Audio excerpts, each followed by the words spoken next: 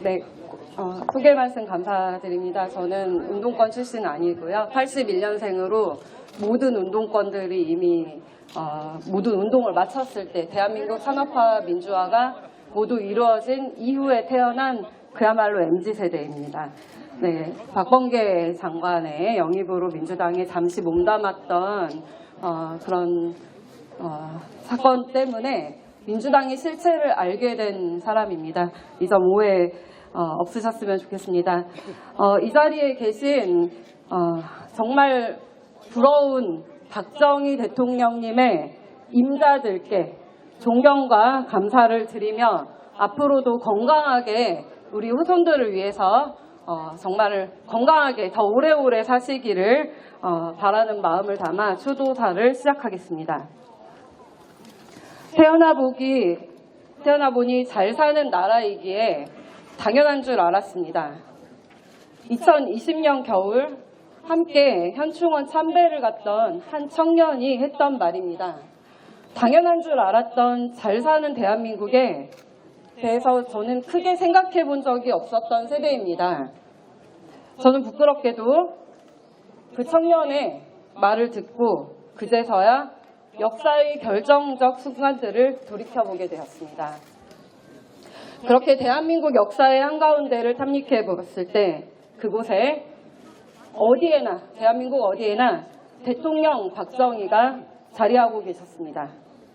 왜 그렇게 광화문에 나오신 어르신들께서 눈에는 애절함과 눈물이 가득했는지, 다른 한편에서는 왜 그렇게 박정희 대통령님과 박근혜 대통령님의 명예를 훼손하려고 그리고 그 역사를 지우지 못해 안달이었는지 그제서야 극명해졌습니다. 그리고 한심했던 역사 인식에 사로잡혔던 과거의 스스로를 감당하는 것은 오롯이 제 몫이었습니다. 저희 세대에게 대통령 박정희에 대한 이미지는 악마 그 자체였습니다. 386 운동권들이 차지한 전교조와 학원과 강사들이 재밌는 역사 수업 사이사이에 뿌려지는 충격적인 단어들은 감성이 충만한 사춘기 학생들에게 매우 자극적이고 충격적이었습니다.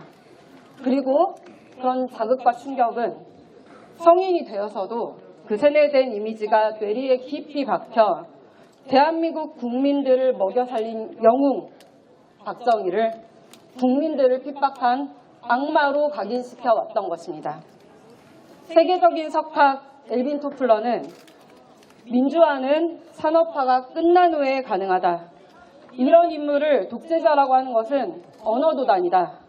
박정희라는 모델은 누가 뭐라고 말해도 세계가 본받고 싶어하는 모델이다 라고 했고, 미국의 아이젠하워 대통령께서는 박정희가 없었다면 공산주의 마지노선이 무너졌다라고 증언했다고 합니다.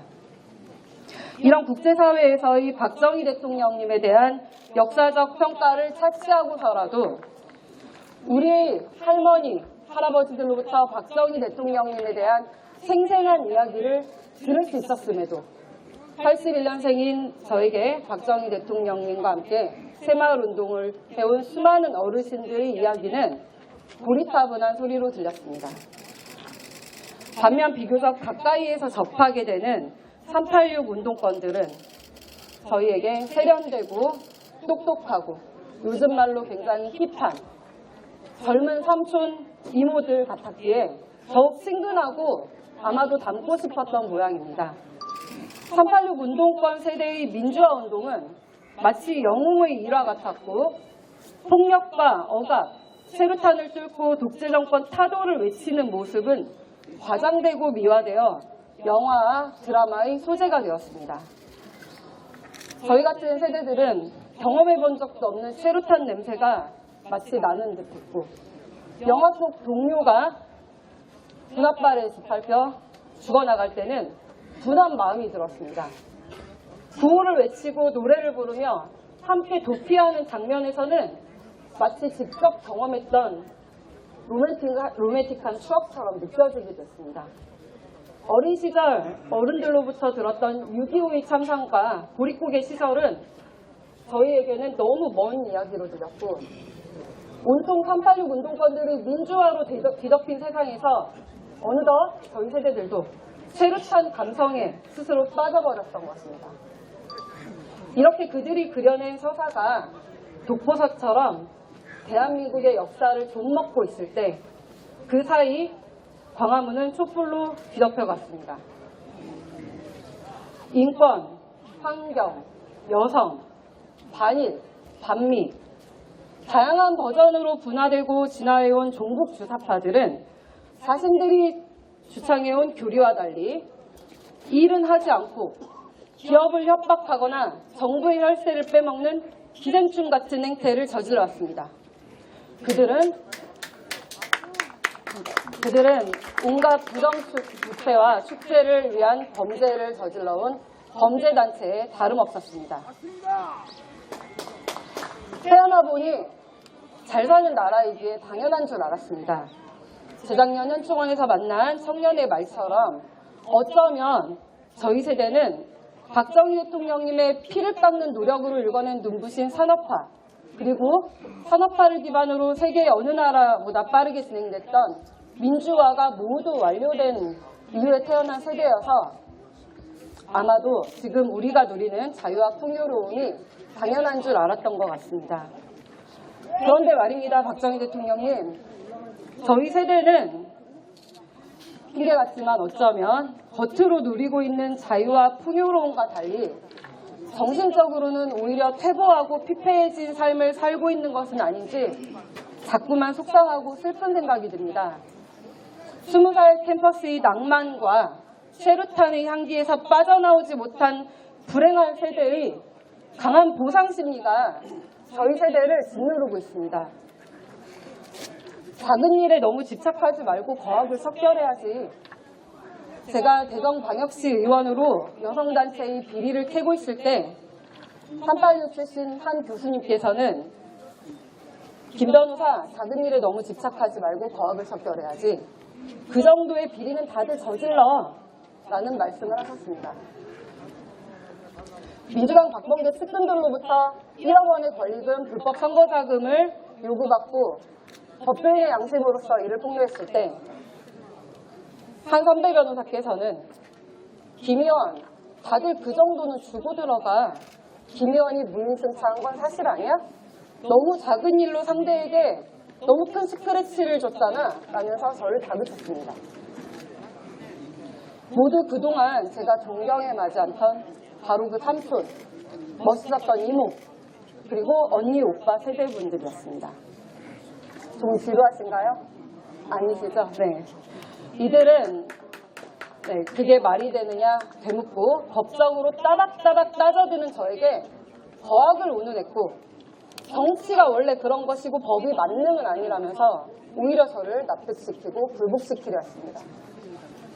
박정희 대통령님, 이런 일을 겪은 건 비단 저 한 명뿐이 아닙니다. 저희 세대는 사회 곳곳에서 선배로, 선임으로, 선생님으로, 직장 상사와 사수로 만나는 수많은 386 운동권들로부터 이런 불법과 부정을 낭만과 유연성, 융통성, 의리라는 이름으로 강요받아 왔습니다. 그리고 여전히 민노총이, 민주노총이 장악하고 있는 각 회사와 공직사회의 노동조합에서는 조직에서 빠져나갈 수 없도록 심리적 올가미를 쳐놓고 조직에 대한 의문을 조금도 품지 못하게 사실상 실시간 감시를 하고 있습니다. 이게 저희 세대들의 현실입니다. 박정희 대통령님의 43주기 추도식을 준비하면서 너무 영광스럽지만 제가 자격이 있는지 많이 고민했습니다. 그러면서 나름 공부를 하기 위해서 많은 분들의 추도사를 읽어봤습니다. 이 자리에 앉아 계신 김문수 전 경기도지사님께서는 2년 전 추도사에서 이렇게 말씀하셨습니다. 경부고속도로가 히틀러의 아우토반처럼 독재 강화의 수단이라는 운동권 선배들이 가르친 대로 저도 반대했습니다. 라며 자기 고백을 했습니다.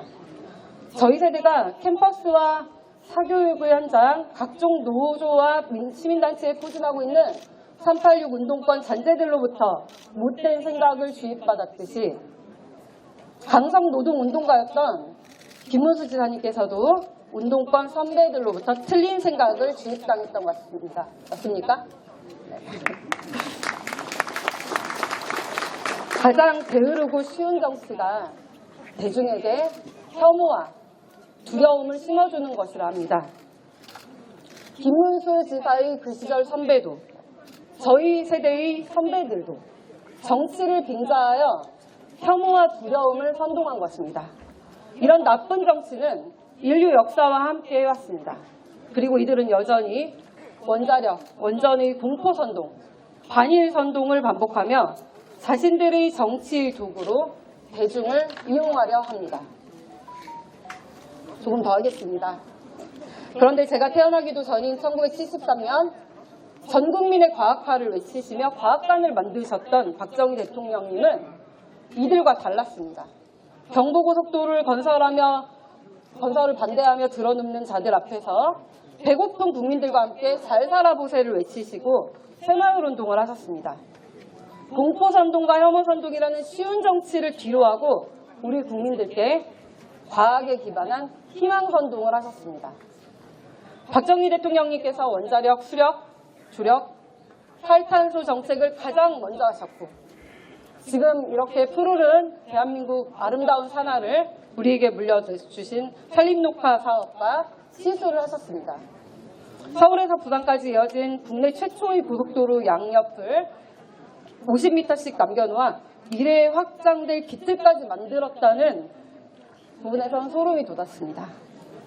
저희 세대는 이를 잘 알지 못했습니다.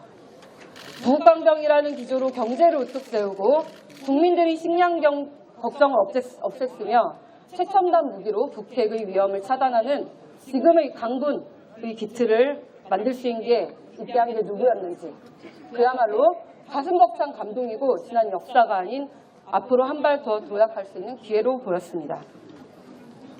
반대로 가장 가난한 나라에서 고생을 했던 할머니 할아버지들께서 가장 부유한 나라가 된 이 시점에서 광화문에서 젊은이들의 손가락질을 받으면서 꿋꿋이 태극기를 흔드시는 이유를 알았을 때는 눈물이 앞을 가렸습니다.